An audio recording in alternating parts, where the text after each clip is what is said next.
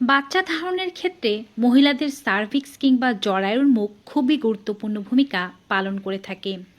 আপনার সার্ভিক্স যখন ওপেন হবে বা খোলা থাকবে, ঠিক সে সময় স্বামীর বীর্য সেই সার্ভিক্সের মুখ দিয়ে প্রবেশ করবে এবং আপনার ডিম্বাণু পর্যন্ত পৌঁছে ডিম্বাণুটিকে নিষিক্ত করে আপনাকে গর্ভবতী হতে সাহায্য করবে। কিন্তু যদি আপনার সার্ভিক্সের মুখ ওপেন না থাকে, সেই সময় আপনি হাজারো সহবাস করলেও কখনো গর্ভধারণ করা সম্ভব নয়। কখন সার্ভিক্সের মুখ ওপেন হয়, মাসে কয়বার এটি ওপেন হয়ে থাকে, কখন বন্ধ থাকে, কখন সহবাস করলে সুবিধা হবে এবং সার্ভিক্সের মুখ খোলার লক্ষণগুলো কি কি, তাই নিয়ে আজকের ভিডিওটি সাজানো হয়েছে।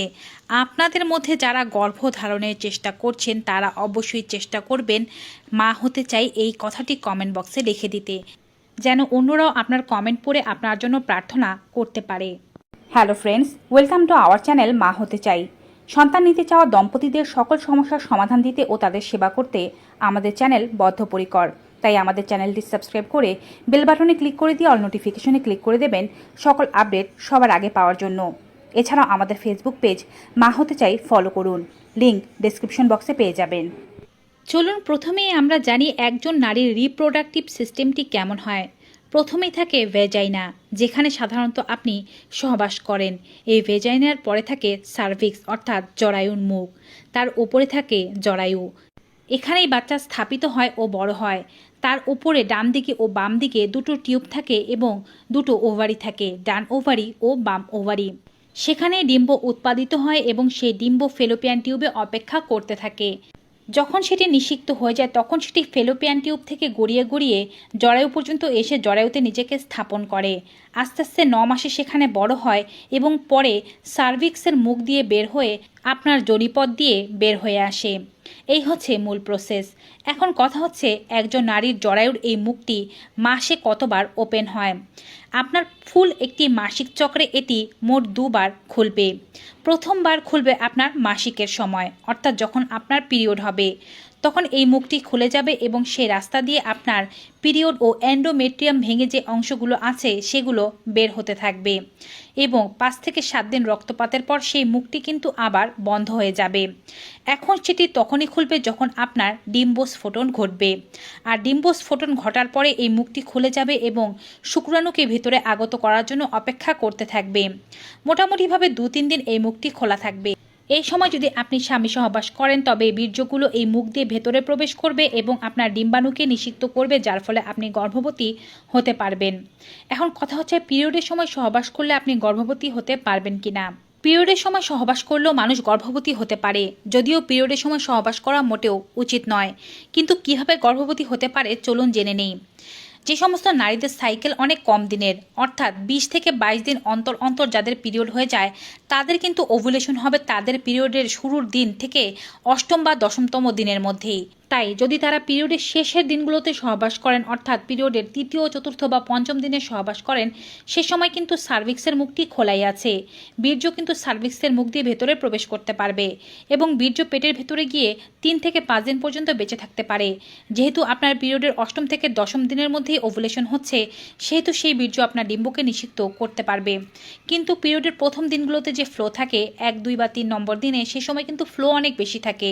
জরায়ুর মুখ তখন যদি খোলাও থেকে থাকে, আপনি যদি স্বামী সহবাস করেও থাকেন, সেই ফ্লোয়ের সাথে কিন্তু বীর্য বেরিয়ে যাবে, তাতে কিন্তু কোনো লাভ হবে না। আপনার পিরিয়ডের শেষের দিনগুলোতে যখন ফ্লো অনেক কমে এসেছে, সেই সময়ও জরায়ুর মুখ খোলা আছে, আপনার পিরিয়ড সাইকেল অনেক কম দিনের, 20 থেকে 22 দিন পরপরই আপনার পিরিয়ড হয়ে যায়, সেক্ষেত্রে আপনি পিরিয়ডের শেষ দিনগুলোতে সহবাস করতে পারেন, এতে করে আপনার গর্ভধারণের সম্ভাবনা আছে। কিন্তু যাদের এর চেয়ে বেশি দিনের পিরিয়ড সাইকেল, 24 দিন কিংবা যাদের 28 দিন, 35 দিন পরপর পিরিয়ড হয়, তারা কিন্তু এভাবে যদি সহবাস করেন তাদের গর্ভধারণের সম্ভাবনা নেই।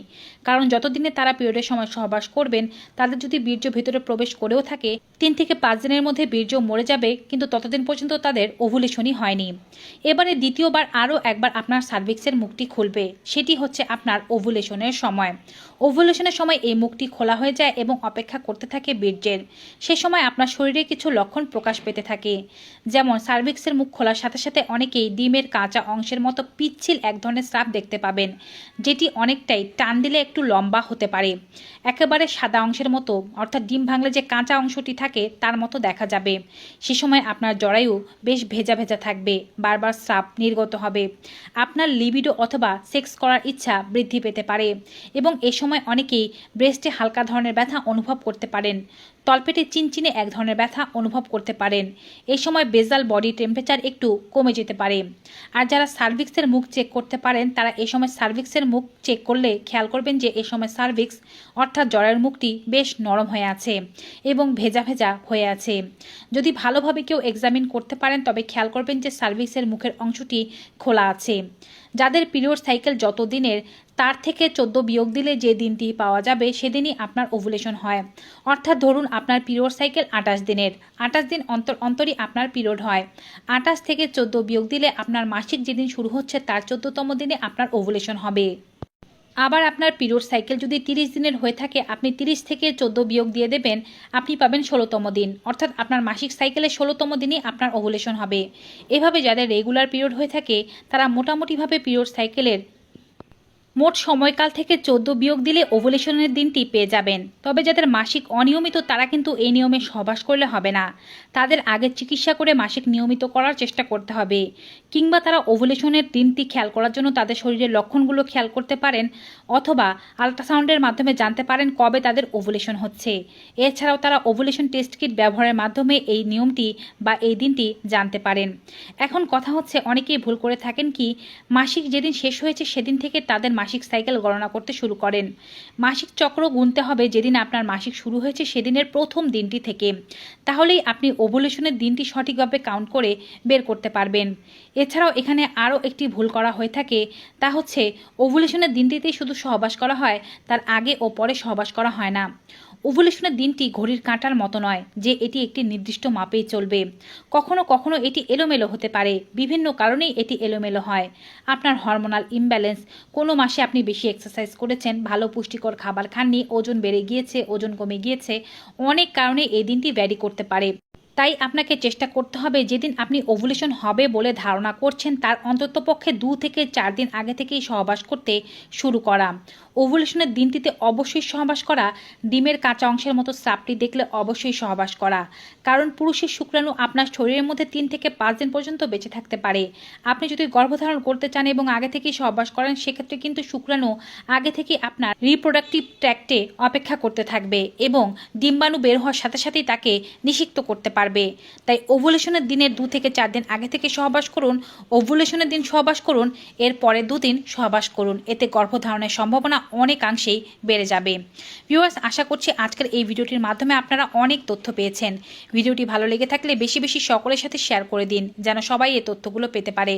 আজকের মতো এখানেই বিদায় নিচ্ছি। সবাই ভালো থাকুন, সুস্থ থাকুন। Good bye and take care.